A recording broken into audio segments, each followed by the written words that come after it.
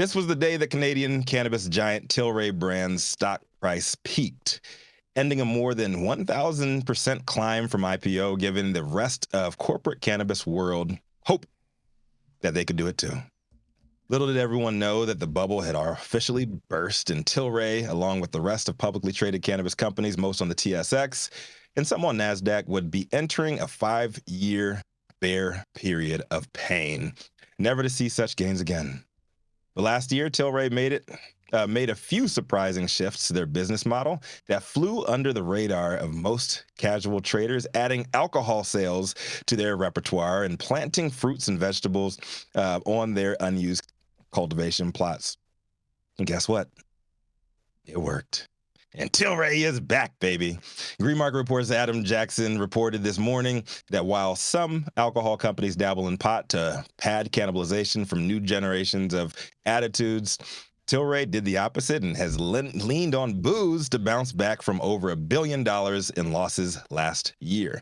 The result was a record net revenue of $194 million, a 34% rise in the same period last year, with its beverage alcohol division seeing a 117% rise in revenue, Jackson says is particularly noteworthy given the broader challenges in that industry. Per the article, Tilray CEO Irwin Simon has been steering Tilray through a series of acquisitions and expansion into diverse segments beyond its core cannabis business, which was questioned heavily by investors last year, such as beer, but not excluding fruits and veggies. This is what he said.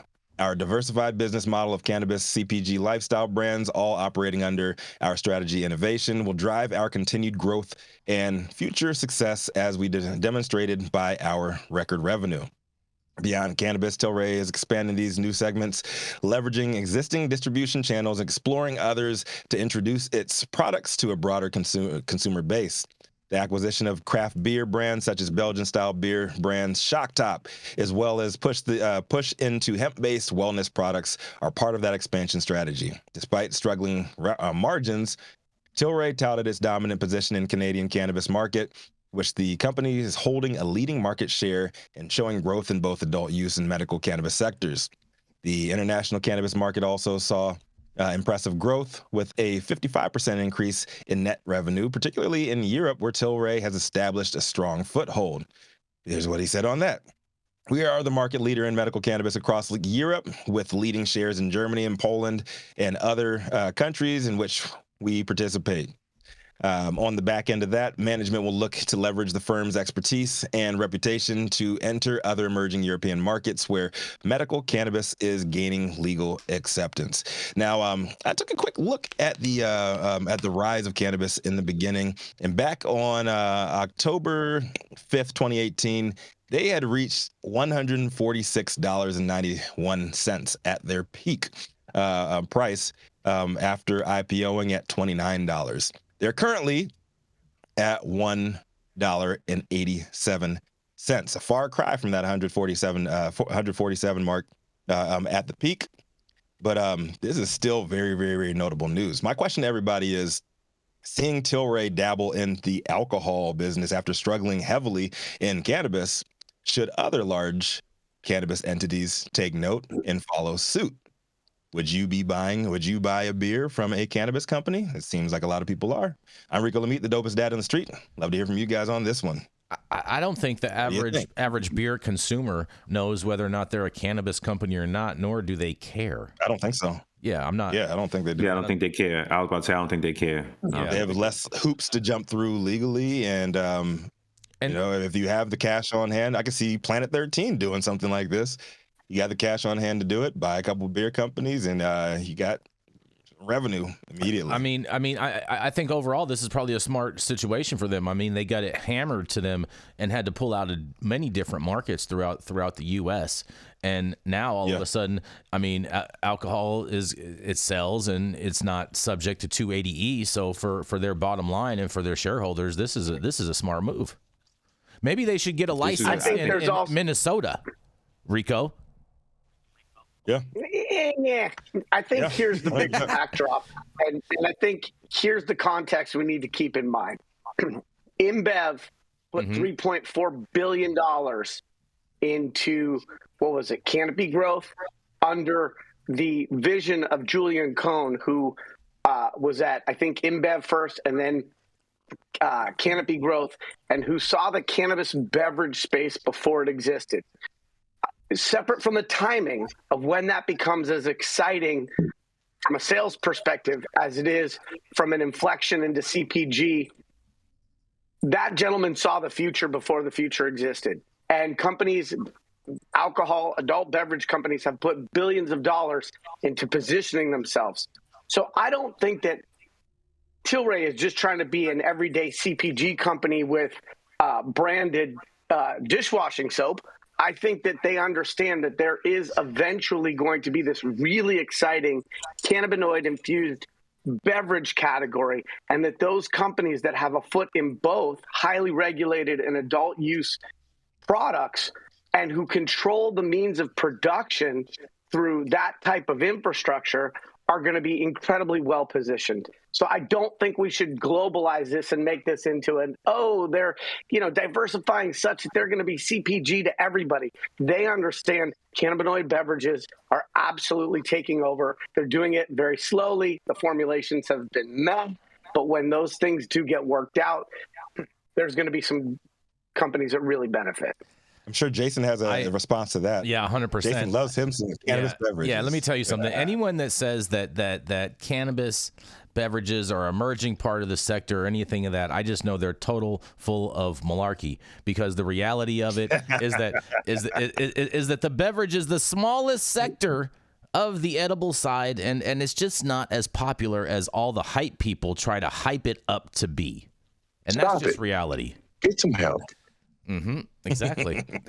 Well, if you're running one of these companies, Jason, and your choice is I can't pay my bills, so I'm going to take it out the back door and put it into the trap market, or I'm going to invest in another ongoing money-making business, okay? Right. It's not a difficult decision. I mean, if I'm their advisor, it's like, start selling some beer.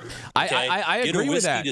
I agree with that. My comment in beverages is strictly for cannabis beverages, not for alcoholic beverages. Alcoholic beverages sell amazingly. The fastest growing segment in the industry. Let me tell you something. You're always going to be the fastest growing segment when you're the smallest segment.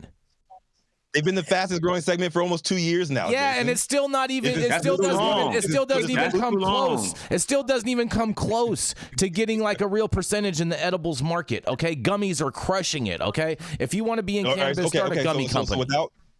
So without naming names right now, I can giving the game away. I can specifically say with one of my clients, when we actually do inventory audits for one of our products that we sell. One of our clients has Cannabis Lounge, and we're interested in seeing these other cannabis lounges that we have clients with too. Number one seller across the board for cannabis for their lounge, and they're very high volume, is drinkables. I would believe that. I would believe that. I would believe that. Women specifically love drinkables, and then also the newbies into the cannabis universe that are going to lounges and stuff like that, they want drinkables.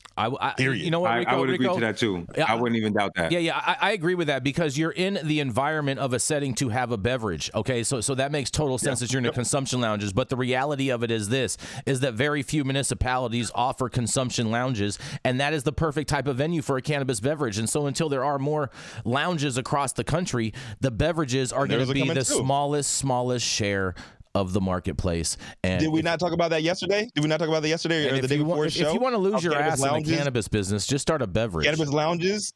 Everybody's checking out the lounge, model. Of course, they're checking it out, but the lounge model's not profitable, bro. The lounge model's not profitable. Yet. And you know why? You know what I'm gonna say to the lounge market. I had a friend before marijuana became legal in New York. I had a friend that had a legal lounge in Manhattan. Yeah. Him and his brother were the only ones in Manhattan that actually had like a lounge where you can go smoke and purchase marijuana. Everything else. Right? You talking about Happy Monkey? You know exactly who I'm talking about. Yeah. So he was the first one, right? So shout out to Vlad and Ramon. And I mean, and you have to understand something. This is when New York it was not legal. Only originally they had their own permit, they had their own monopoly on it, and you would think that this place would be flooded. Like you would think that more people would know about it, but a lot of people will complain about smelling like a ton of smoke coming out of there, going to another place to smell like a ton of smoke. Some of us didn't really give a shit. You know what I mean? Like it's like heaven on earth, you know. But for a lot of people, you'd be surprised that they was just like, I kind of rather not, you know, I'd rather not sit there. They would go there to go purchase, sure, because they knew they can go there and purchase.